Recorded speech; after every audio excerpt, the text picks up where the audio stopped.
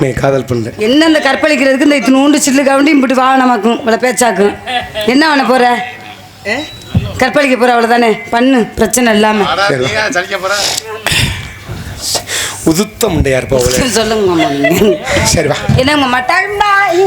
கட்டிக்கிட்டு ஏறாதடி மூடு வராது ஏன் கூப்பிடும் போது கொஞ்சமாவது பிக்கு பண்ணு அப்படிலாம் பிகு பண்ண முடியாது அப்புறம் பிகு பண்ணோம்னா அடுத்த பொம்பளை தேடி போயிடுவேன் அந்த அறிவு மயிர் மட்டும் இருக்குல்ல இருங்க மாமா எங்கள் வீட்டுக்காரர்கிட்ட ஒரு வார்த்தை கேட்டுக்கிறேன் சரி சரி